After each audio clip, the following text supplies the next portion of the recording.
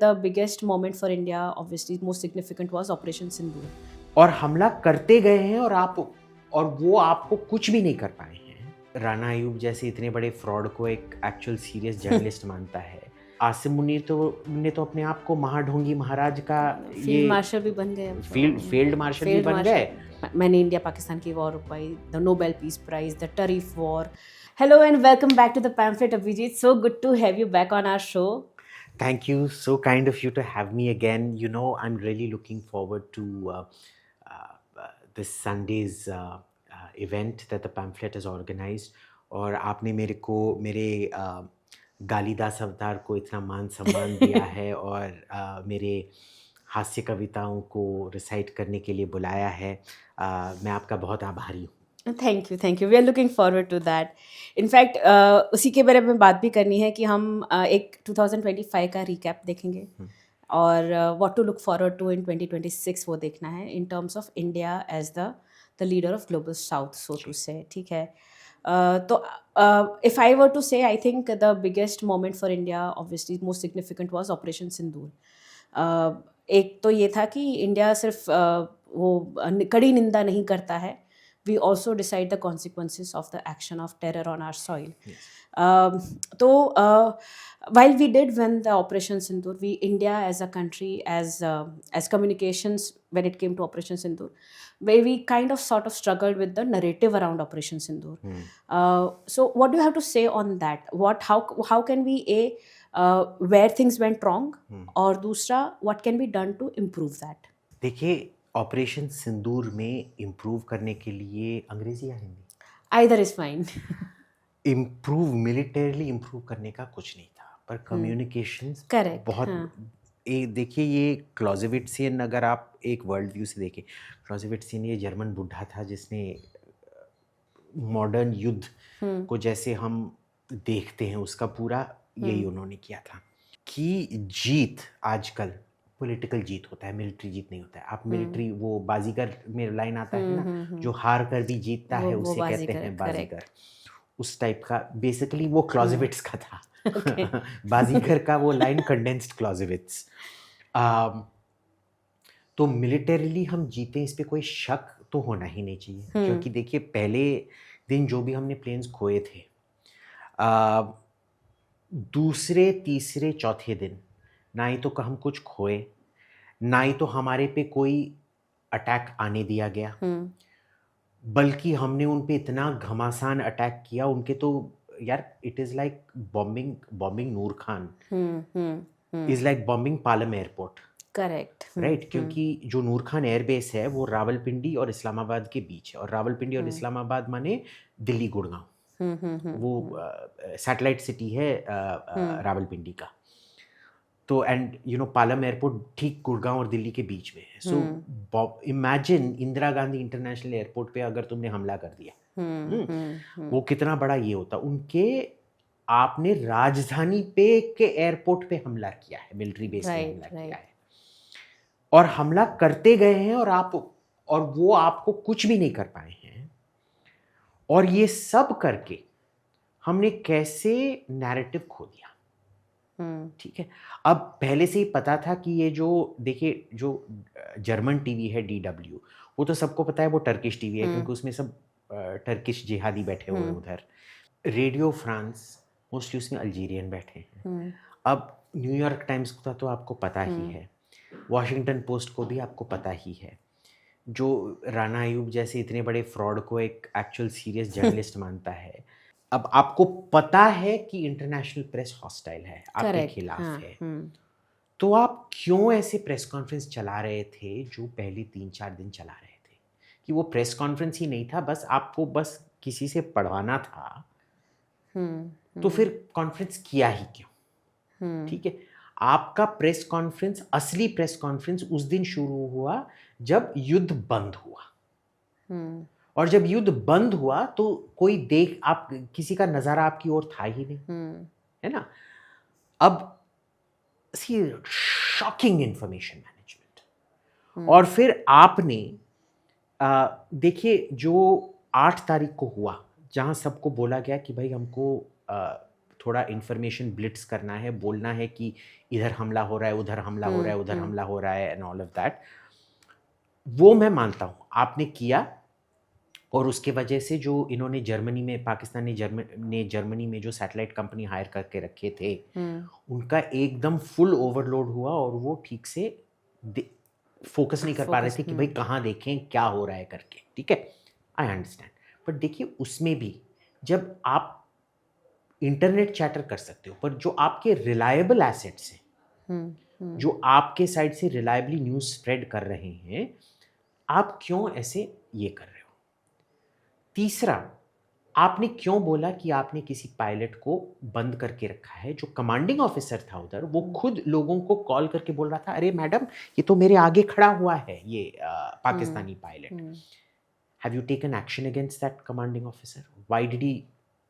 देखो इतना बड़ा झूठ बोलना है कमांडिंग ऑफिसर को, he should be demoted in ranks, he should be sacked. उसको किसने परमिशन दिया ऐसे information warfare? See either you coordinated, अगर तुम्हारे पास कोऑर्डिनेशन नहीं है तो मत करो। सो इंफॉर्मेशन में जो तुमने तबाही मचाए रखी है, आई एम सरप्राइज्ड कि किसी को इसका जिम्मेदार नहीं ठहराया गया है, इसका अकाउंटेबिलिटी नहीं हुआ है कि आपका इंफॉर्मेशन वॉरफेयर प्लान क्या था। आपने ही निर्णय लिया था कि आप स्ट्राइक करेंगे, तो निश्चित है कि आपका प्लान्स में एक इंफॉर्मेशन वॉरफेयर प्लान भी होना चाहिए था। और फिर जब वो गलत हुआ, देखिए पहले दिन हमने जो प्लेन्स खोए, आपने टैक्टिक घंटों में शिफ्ट कर दिया कि फिर से प्लेन नहीं होंगे। पर इंफॉर्मेशन वॉरफेयर जब दूसरे दिन ही पता चल गया था आपको कि नहीं चल रहा है, आपने क्यों टैक्ट शिफ्ट नहीं? आपको 3-4 दिन क्यों लगे? We really need to be on top of that game, जो हम नहीं थे। और अगर आप पूछ रहे हैं कि भाई ठीक है इससे क्या होता है, सब कुछ होता है। अगर हमारे व्यूअर्स जाके टेट ऑफेंसिव, TET ऑफेंसिव, ये वियतनाम वॉर का एक हिस्सा था। और उसमें क्या हुआ कि नॉर्थ वियतनाम जो कम्युनिस्ट फोर्सेस थे, उनमें 2 फोर्सेस थे, एक था वियत मिन, दूसरा था वियत कॉन्ग। वियत मिन था नॉर्थ वियतनामीज आर्मी। जो वियत कॉन्ग था वो साउथ वियतनाम के जो कोलैबोरेटर्स थे और उनके बंधु थे नॉर्थ के, या बुद्धिस्ट थे, क्योंकि दक्षिण में क्रिश्चियन प्रशासन था और वो बुद्धिस्टों पे बहुत अत्याचार कर रहा था। तो वो वियत कॉन्ग में थे। और वियत मिन क्या चाहता था कि जब हम देश को पूरी आज़ादी दे दें, तो वियत कॉन्ग जो सदर्न लीडरशिप है, इनका कोई पावर नहीं बचना चाहिए। तो वो वियत कॉन्ग को भी मार डालना चाहते थे, पर अमेरिकन्स को भी मारना चाहते थे। तो उन्होंने क्या किया कि ये टेट ऑफेंसिव शुरू किया। टेट ऑफेंसिव इतना बड़ा था, इतने लाखों वियत कॉन्ग ट्रूप्स अंदर आए साउथ वियतनाम के, पर वो 2 दिन में वो पराजित हुआ। बट उस पराजय के बावजूद उस हफ्ते के अंदर अंदर जो भी पॉलिटिकल सपोर्ट था वॉशिंगटन में उस युद्ध के लिए, वो उसी हफ्ते खत्म हुआ। जब आप ओपिनियन पोल्स देखेंगे, उस युद्ध का जो सपोर्ट था अमेरिका में इतना था, जैसे ही आप टेट ऑफेंसिव देखेंगे लगभग 70 से 10% हो गया। आई एम एग्जैजरेटिंग, बट इतना बड़ा ये था। और उसके बाद से रिकवर ही नहीं हुआ। ठीक है ना? तो ठीक है, हमारे हौसले को कुछ नहीं हुआ है, हमको तो पता ही है, but how does the rest of the world perceive? और उस इंफॉर्मेशन वॉरफेयर के वजह से ही ये आसिम मुनीर को इनविटेशन मिला है कि भाई देखो ये युद्ध तो नहीं लड़ सकता है, पर इंफॉर्मेशन वॉरफेयर तो लड़ सकता है। और जब आपका सरकार उधर जो है ट्रम्प सरकार, वो इंफॉर्मेशन पर ही चल रहा है, कोई एक्चुअल काम तो कर नहीं रहा है, तो ढोंगी को ढूंढ लेते हैं। राइट। और आसिम मुनीर ने तो अपने आप को महाढोंगी महाराज का फील्ड मार्शल भी बन गए, फील्ड मार्शल भी बन गए। फील्ड मार्शल होकर भी वो महाढोंगी महाराज बन गए। इसी को बाजीगर कहते हैं, कि जो हार कर भी जीत जाए उसे कहते हैं Baazigar. Right, but see that's what know कि speaking of operation Sindoor and communications, Trump the man, the legend Trump has been कि मैंने रुकवाई है। से तो जो देश लड़ नहीं रहे थे उनमें भी वॉर रुकवा दी थी उन्होंने। So he has been having an epic meltdown, though अभी तो कुछ शांत है, but the entire couple of months he was losing his mind over I got the Pakistan को मैंने इंडिया पाकिस्तान की war रुकवाई, the Nobel Peace Prize, the tariff war. What was that all about? ये is he misinformed? नहीं देखिए ऐसे होता है कि कई लोग हैं जो इंटरनेट पे आप देखेंगे वो छोटा मोटा काम करते हैं और फॉलोअर्स फिर उनको महासाक्षात दुर्गा बताते हैं और वो भी नमस्ते करते हैं उनको। अब किसी ने जाके इनको बोला होगा कि आप विष्णु के रुद्र अवतार हैं, वो जो धर्म क्षेत्र कुरुक्षेत्र में पांडव करेक्ट अर्जुना के सामने विश्वरूपा आता है। सो कोई भी किसी को बोल देता है वो मान लेते हैं ना। So he has a bloated sense of his self worth and relevance. वैसे अमेरिकन प्रेसिडेंट होता बहुत इम्पोर्टेंट है, पर इसमें उतना इम्पोर्टेंट नहीं था। फिर भी अगर उनको लगता है कि वो इम्पोर्टेंट है, ठीक है, हमारा क्या जाता है ना। अगर कोई अपने आप को साक्षात दुर्गा मानती है, भाई मेरे घर में क्या पैसा आ रहा है या पैसा जा रहा है, नहीं, ठीक है, मेरे कुत्ते खुश हैं, हाँ, मेरे घर में खाना पक रहा है, हाँ, मेरा तनख्वाह आ रहा है, हाँ, तो भाई तुम्हारा कोई डिल्यूजन, स्किज़ोफ्रेनिक डिल्यूजन है तो मैं क्या करूं, है ना।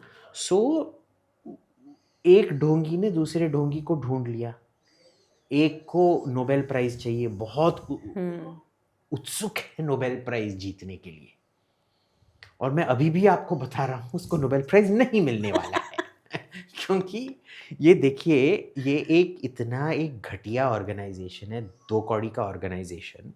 उन्होंने बराक ओबामा को बस प्राग में जाके एक स्पीच देने के लिए कि हम न्यूक्लियर वेपन्स का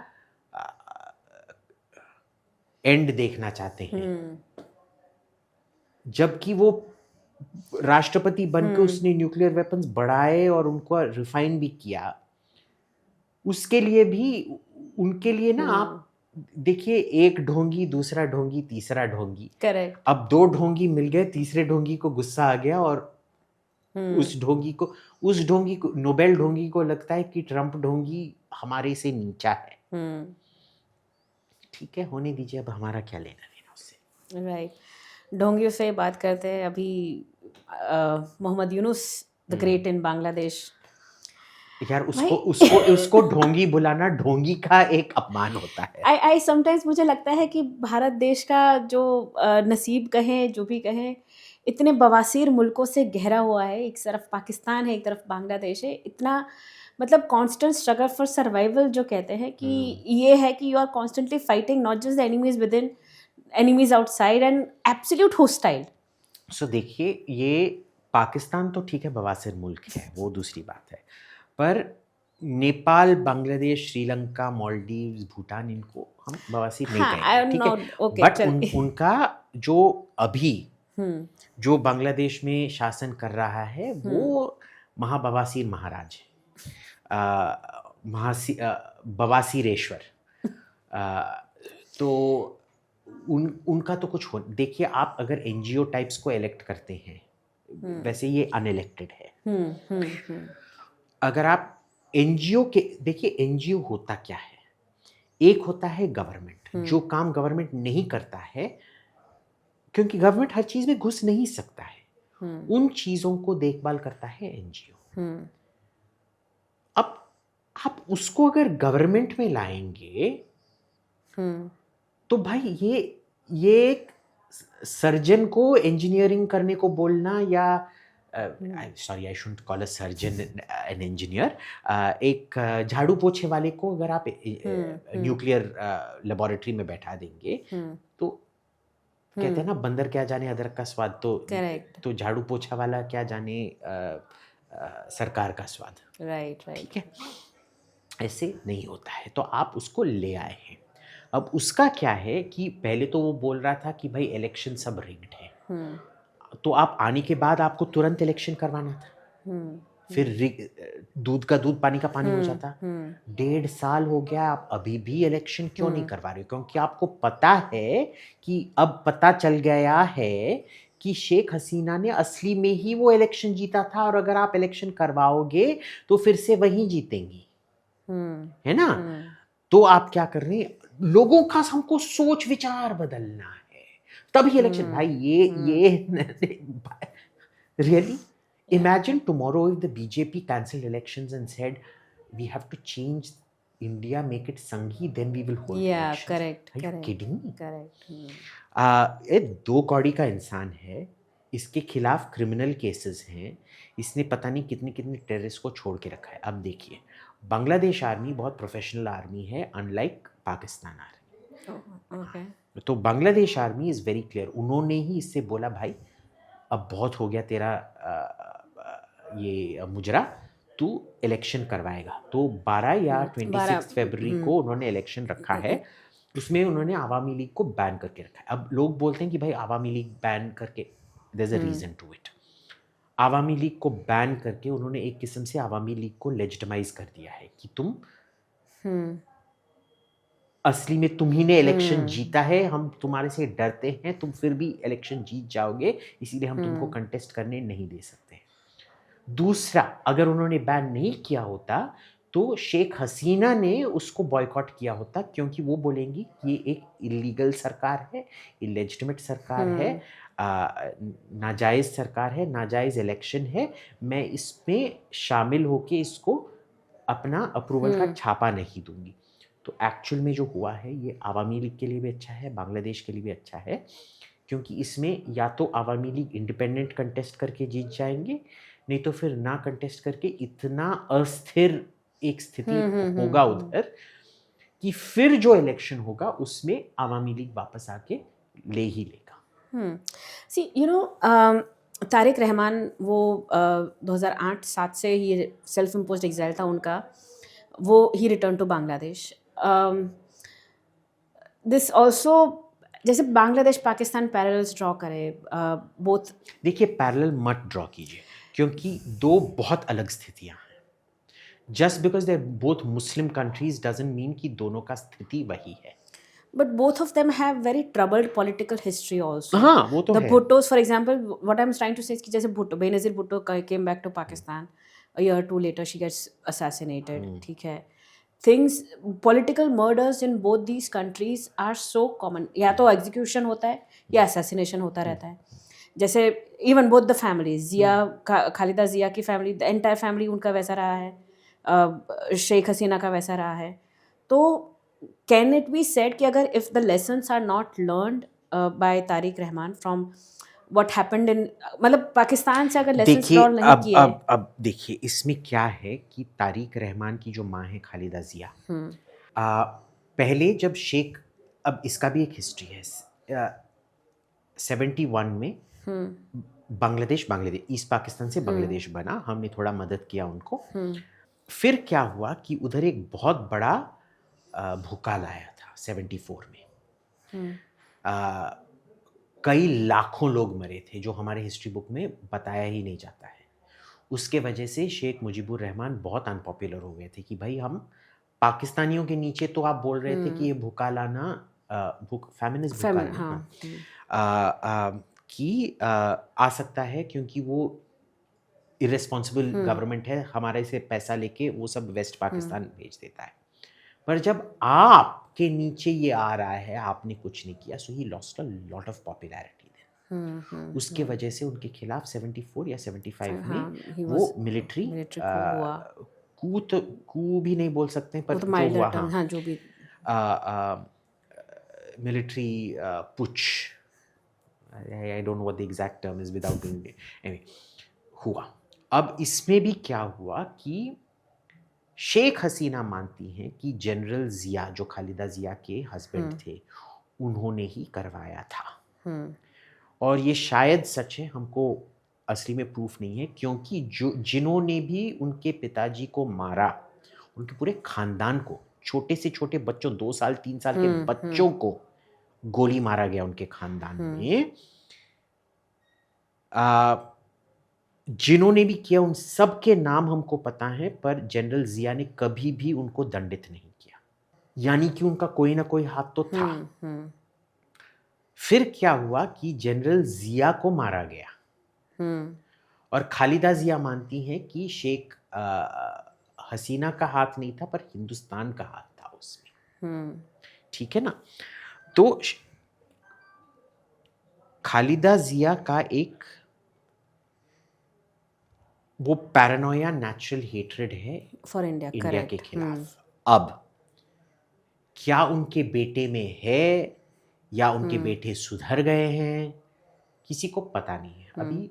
अभी तक तो लग नहीं रहा है। शायद जाके देखेंगे कि वो अपने माँ की तरह ही सटिया गए हैं या थोड़ा उनमें दिमागी संतुलन अभी whether भी he's learned है, learned the whether he's lessons, learned or correct. not, we shall see. But देखिए बीएनपी, देखिए अब हिंदुस्तान में भी क्या है ना, जो भाजपा है वो एक संगठन बेस्ड ऑर्गेनाइजेशन है, जो कांग्रेस है वो एक एनजीओ बेस्ड ऑर्गेनाइजेशन बन गया है। बीएनपी एक संगठन बेस्ड ऑर्गेनाइजेशन था, उसके पूरे संगठन को बर्बाद कर दिया गया है। ठीक है ना? अब और इसमें भी एक कारण है, सब पूछते हैं कि भाई ये इलेक्शन रिग्ड था। नहीं, 15 साल से इलेक्शन रिग्ड नहीं था। शेख हसीना ने क्या किया, वो सिंपल सी उनकी एक प्रस्ताव थी बांग्लादेशी लोगों के लिए, तुमने जो भी पिछले 30 साल में ये हिंदुस्तान को उंगली दिखाया, उससे तुम्हारा क्या हुआ?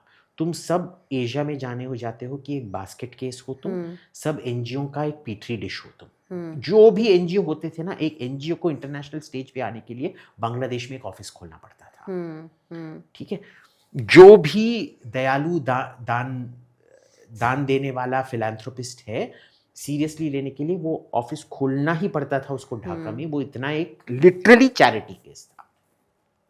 उन्होंने बोला देखो ये सब हिंदुस्तान को उंगली करते हुए तुमने ये स्थिति पाया है, अब मेरे को टाइम दो, मैं इनके साथ अपना रिलेशन फिक्स, हमारा रिलेशन फिक्स करूंगी, फिर देखो क्या होता है। रिलेशन फिक्स किया, जो हमने एनक्लेव स्वैपिंग किया था उसमें बांग्लादेश को ज़्यादा मिला हिंदुस्तान से, तो हमने वो भी एक्सेप्ट कर लिया। ठीक है? उनका इकोनॉमी स्टार्टेड बूमिंग, क्योंकि उनकी इकोनॉमी, फिर लोग जैसे वो एक पता नहीं, वो एक बहुत अजीब सा लड़का है शोएब दानियल करके, वो और आदरणीय श्रीमती महुआ मोइत्रा जी, साक्षात काली की पहली अवतार, काली की अवतार है। आपने देखा है कभी पार्लियामेंट में हमेशा करके बैठते रहती हैं, तो काली जी की भी बोलते हैं कि उधर लिविंग स्टैंडर्ड इतना अच्छा है। उधर से कौन आएगा इधर बांग्लादेश, आएगा? करेक्ट। तो ये this is all because of Sheikh Hasina. उसके पहले तो बास्केट केस था, बास्केट केस के से हिंदुस्तान से भी बेहतर, I completely agree, you know she is साक्षात काली। हाउ कैन शी, जो वो बोलती हैं वो परम साक्षात परम ब्रह्मा तस्मै श्री गुरुवे नमः। I will not tolerate any insult of Adaniya Mahua. No, I can't. No. Mahua ji is off limits. Correct. And Adaniya Shoaib Daniel ji, India के इतने बड़े विद्वान हैं वो। तो it is very important, you see, that we understand this and we accept कि Sheikh Hasina turned that entire thing। और उनका क्या था कि भाई फालतू में अपने प्रॉब्लम्स के लिए हम क्यों हिंदुस्तान को ब्लेम कर रहे हैं। उन्होंने वाटर शेयरिंग एग्रीमेंट भी बनवा लिया, एनक्लेव एक्सचेंज भी करवा लिया, इकोनॉमी को भी सुधार दिया, और लोग उनके लिए वोट कर रहे हैं। वाह, everybody is surprise that people will vote for that. क्या तमाशा लगा के रखा है क्या? So she actually improved the situation. Now we need to see what this boy does. Will he improve it? Will he go back to the same this thing? अब पता नहीं, देखते हैं क्या होता है। I think जो आर्मी का जो दबाव होगा that will be for relation normalization। अभी तक मैंने कोई डेंजर साइन नहीं पढ़े हैं, बट यू नो पावर भी ऐसा एक चीज होता है कि पावर के बाहर सब बहुत ये होते हैं, और जब पावर आ जाता power absolute power corrupts absolutely. देखिए हमारे कस्टम्स लोगों को कभी एयरपोर्ट में देखा है? यूनिफॉर्म के बाहर यूपीएससी से पहले टटपुजिए होते हैं, रास्ते में हैं साहब करते रहते हैं। सडनली जब एयरपोर्ट में आ जाते हैं, जानते हो मेरा बाप कौन है? You seen that attitude. एक छोटे से कॉप को भी ये एटीट्यूड आ जाता है, हर बंदे को एटीट्यूड आ जाता है। एक चीज हमको समझना चाहिए, ये अच्छे ताल्लुकात दे आर नेवर परमानेंट यार। कोई शादी आजकल कोई इतना डिवोर्स रेट चल रहा है, दो लोग शादी को ठीक नहीं रख सकते हैं, आप 1.4 बिलियन और 160 मिलियन का रिश्ता हमेशा से अच्छा, they will always be ups and downs in a relationship, ठीक है ना। कोई भी ऐसा रिलेशनशिप नहीं है जो हमेशा, ये बस बॉलीवुड फिल्म में होता है कि या फेरी टेल में होता है, they lived happily ever after, ऐसे कुछ भी नहीं होता है, ठीक है। So we should never compare Bangladesh and Pakistan. Okay. क्या उधर इस्लामिज्म है? हाँ, पर वो जमात भी कभी भी इलेक्शन जीत नहीं पाता है एज अपोज टू पाकिस्तान। अब पाकिस्तान में ये इंटेलेक्चुअल्स बोलते हैं कि देखिए कभी भी हिंदुस्तान में ये आरएसएस ने इलेक्शन जीत लिया है, पाकिस्तान में अभी तक भाई what is Nawaz Sharif party again? Muslim league, right, है ना। Who are you kidding? The PPP is basically the Communist Party of essentially when आप जुल्फिकार अली भुट्टो का ये पढ़ो, जुल्फिकार अली भुट्टो के अभी भी जो चमचे हैं वो बोलते हैं कि जुल्फिकार अली भुट्टो एशिया का दूसरे सबसे बड़ा रेवोल्यूशनरी है माओ से तुंग के बाद, ठीक है। तो पाकिस्तान में अब तक कम्युनिस्ट पार्टी जीत चुका है और मुल्ला पार्टी जीत चुका है, किसको बुद्धू बना रहे हो, ठीक है। अब बांग्लादेश में it's very different. Awami League जितना एक इस्लामिक कंट्री में सेक्युलरिज्म हो सकता है, secularist, not secular but as much as they can be, and BNP जो सॉफ्ट इस्लामिज्म खेलता है। Jamaat has never really gotten much of the vote, very different. इसका मतलब ये नहीं है कि उधर फंडामेंटलिस्ट नहीं है, फंडामेंटलिस्ट को बढ़ावा नहीं मिलता है, एटसेट्रा एटसेट्रा एटसेट्रा। अब ये अभी ये मरा उस्मान हादी, इसके पहले आपने इसका नाम सुना था? किसी ने नहीं सुना। सडनली मरने के बाद मरणोपरांत उनको इतना अटेंशन मिला जो उसके जिंदगी में नहीं। जनाजे में इतनी सारी भीड़ जा रही है, बताओ, है ना। और उसका सब लोग एक ही वो वीडियो क्लिप डाल रहे हैं, और वो खुद की भी कविता, वो इतना घटिया कवि था कि उसका खुद भी कविता कोई याद नहीं रखता है। वो एक काजी नजरुल इस्लाम का कविता पढ़ रहा है, विरोधी, हिंदी में विरोधी, बांग्ला में विरोधी नाम का, वो बहुत सुंदर कविता है। लोगों को पता नहीं होगा कि वेस्ट बंगाल में रविंद्रनाथ ठाकुर को बांग्लादेशी माना जाता है, और काजी नजरुल इस्लाम ही वेस्ट बंगाल के पोएट हैं। तो उन्होंने अपने बेटे का नाम रखा था सब्यसाची, और उनकी जो पोती हैं रेशमी काजी, वो आईडीएसए, मनोहर पारिकर आईडीएसए में काम करती हैं। they've always been patriots. So काजी नजरुल इस्लाम का गान ये गा रहा है वेस्ट बंगाल का पोएट जो दुर्गा आरती करते थे, ये गा रहा है, और इसका कविता किसी को याद नहीं है। तो देख लीजिए, देखिए Bangladesh is a great, we should never paint, I know सबको दिखाना है कि भाई बांग्लादेश वही है, no it is not the same. Very interesting perspective though, because in my head, if I were to see it, it seems like it's going the Pakistan way in terms of radicalization. Not at all, not at all. Okay. There is a very 12-13% which is Jamaat-e Islami, which is very radical, which has always been there. क्योंकि ये वही लोग थे जो रजाकर थे जिन्होंने 71 में पाकिस्तान को सपोर्ट किया था, ठीक है, करेक्ट। उनके लिए Islam is higher than Bengaliness, correct. पर बीएनपी और आवामी लीग के लिए, दोनों के लिए Bengaliness is higher than Islam. Okay, अगर हम ऐसे कहेंगे कि ये बैरोमीटर है, this is Islam more important, this is Bengaliness more important, Jamaat-e Islami बिल्कुल इधर है, ठीक है, बीएनपी इधर है, आवामी लीग इधर है, बट फिर भी इसके ऊपर है दोनों, पर बीएनपी भी इधर इसके ऊपर है, करेक्ट, है ना। So it is nothing like whereas in Pakistan the identity itself, there is no such thing as Bengaliness. What is Pakistaniness? There is no Pakistaniness. Right. You're either Punjabi या you are Pashtun, और अगर आप पश्तून, और अगर आप पश्तूनियत को ज्यादा मानते हैं तो आप अफगान हैं, करेक्ट, समझ रहे हैं ना। या तो फिर आप बालोच हैं या तो फिर आप सिंधी हैं। The whole problem that Pashtuns, Baloch and Sindhis have is Punjab ने पूरा हम पे कंट्रोल करके रखा है, ठीक है। सो जो आइडिएशनली ये जो कॉन्स्ट्रक्ट बनाया जाता है कि Bangladesh and Pakistan, it is not the same. और यही मेरे को दुख होता है कि एक देश भारत जैसा, जहां जिसने पॉलिटिकल इस्लाम से का इतना बड़ा विक्टिम हो चुका है और इतना झेला है पॉलिटिकल इस्लाम की वजह से, हम अभी भी ठीक से कैटेगराइज करके सॉल्यूशन ढूंढ नहीं पाते। गवर्नमेंट ढूंढ पाता है, पर जो पब्लिक कमेंटेरियट है वो इसमें वो डिफरेंस दिखाई नहीं वही कम्युनिकेशन का जो कम्युनिकेशन एरर सब जगह है, not just when it comes to, it is I think a lot of times मैं वही हमेशा आगे रह बोलता जाता हूँ, है। एक थर्ड वर्ल्ड कंट्री में का चिन्ह गरीबी नहीं होता है, गरीबी सिम्पटम होता है। गंदगी गरीबी का सिम्पटम नहीं होता है। बहुत गरीब लोग हैं जो अपने घर को बहुत साफ रखते हैं, करेक्ट। पर जो गरीबी है वो सिम्पटम है। थर्ड वर्ल्ड कंट्री का ये है थर्ड रेट सब कुछ, सब इंस्टीट्यूशंस थर्ड रेट होते हैं, एनालिसिस थर्ड रेट होता है, एजुकेशन थर्ड रेट होता है। And this is the classic case. इनमें से जो भी पब्लिक कमेंटेरियट में ये सब बकवास कर रहे हैं ना बांग्लादेश, उन्होंने एक बार भी बांग्लादेश नहीं गए होंगे। वैसे मैं तो बांग्लादेशी हूँ ही। मैं यूक्रेन से आता हूँ, मेरे पूर्वज यूक्रेन से आए थे आपके बर्बर पूर्वजों को सभ्य करने के लिए, और फिर हम बांग्लादेश होके इधर आ गए। जी।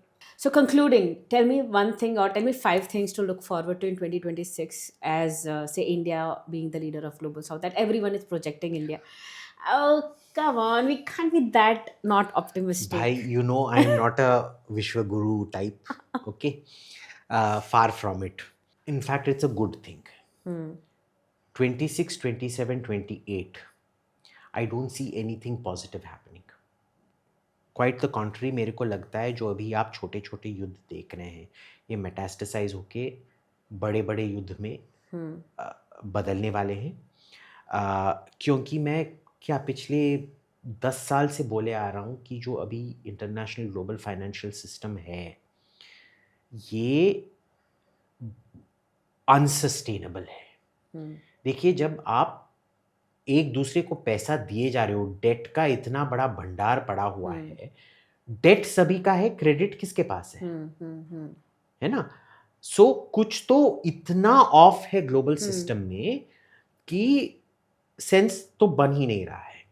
जब भी ऐसे होता है पूरा ग्लोबल सिस्टम कोलैप्स होता है। 1177 BC में कई अनेक रीजंस के वजह से कोलैप्स हुआ था।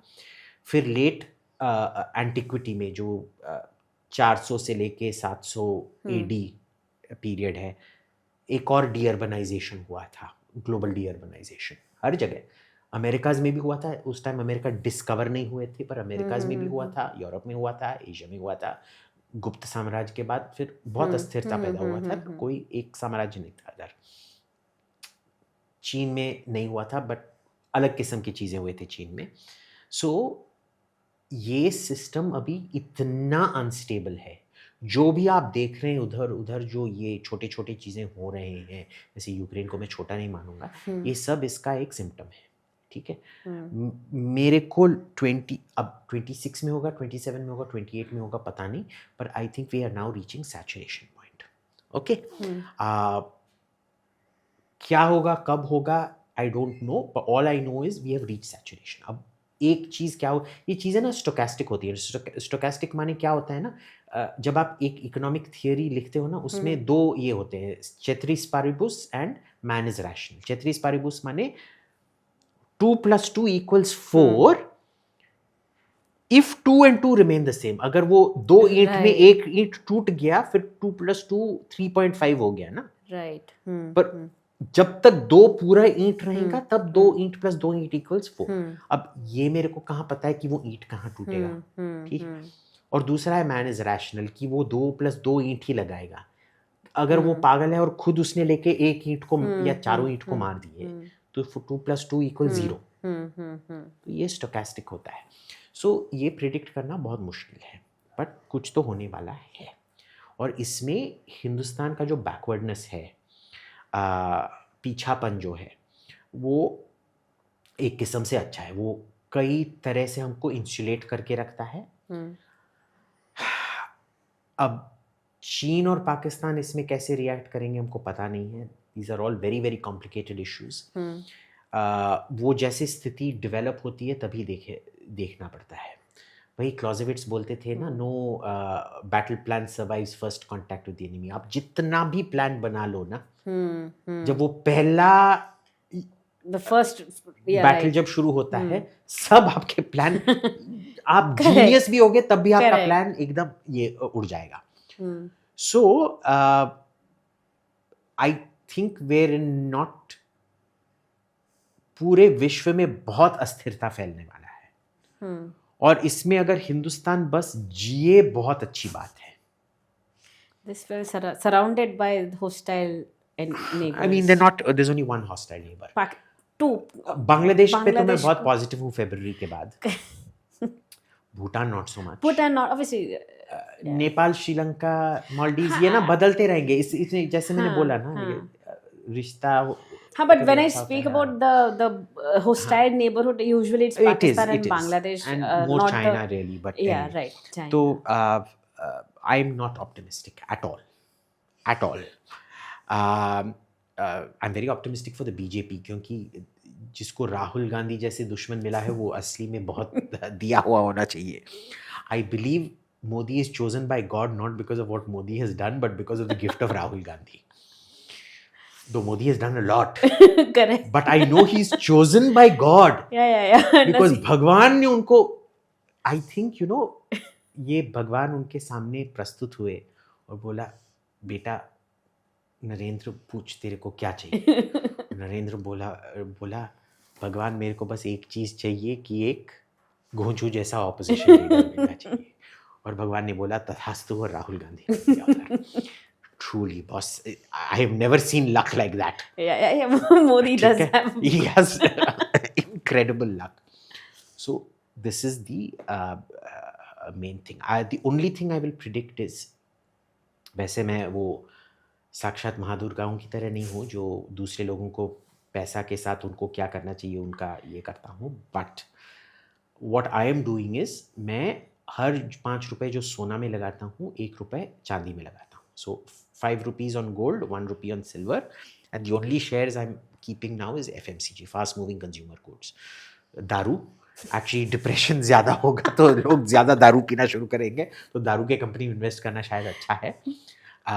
अगर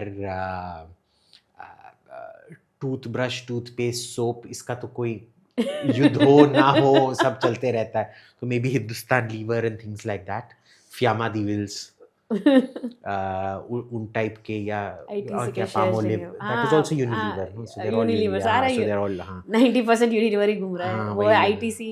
हाँ, ऐसे टाइप में लगाओ। Other than that boss, I am not investing in anything. Right. All right. That said, you know, I'm actually in this situation. मैं मोहम्मद अली जिन्ना का बहुत आभारी हूँ। Yeah, correct. I think he's a phenomenal being. देखिए, इसमें ना हमारे हिस्ट्री में एक एनालॉजी है। कैकेयी को सब विलन मानते हैं, बट भगवान श्री राम ने कभी भी उनको विलन नहीं माना। जब वो वापस आए अयोध्या से, उनको क्यों वनवास से उनको वनवास में क्यों भेजा गया था? कैकेयी, भगवान ने कैकेयी से काम करवाया कि लंका में एक असुर राज है जिनको मिटाना जरूरी है, और वो श्री राम ही कर पाएंगे। And she was doing ultimately, I think Muhammad Ali Jinnah was like that. And why not? I think a couple of things. I mean, I think I'll forever ever be grateful for taking to Jinnah for taking away Pakistan. हमारे से दूर ले गए एक दुनिया का महाबवासीर जो कहते हैं, the world's बवासीर is out of our system. देखिए, अगर पाकिस्तान ना बना होता, सोवियत इन्वेजन ऑफ अफगानिस्तान पूरा का पूरा बोझ हमारे पे पड़ता, और पाकिस्तान का जो रेडिकलाइजेशन हुआ वो हमारे पे पड़ता। जो मिलिट्री कूज पाकिस्तान पे हुए हैं वो पूरा हिंदुस्तान पे हुआ होता। जो रेडिकलाइजेशन उधर हुआ है वो हिंदुस्तान में हुआ होता। क्या आप वो सब चाहते थे कि 11 साल तक जियाउल हक और परवेज मुशर्रफ आपके नेता बने? No, thank God हाँ, for no, that. thank you. Right. So,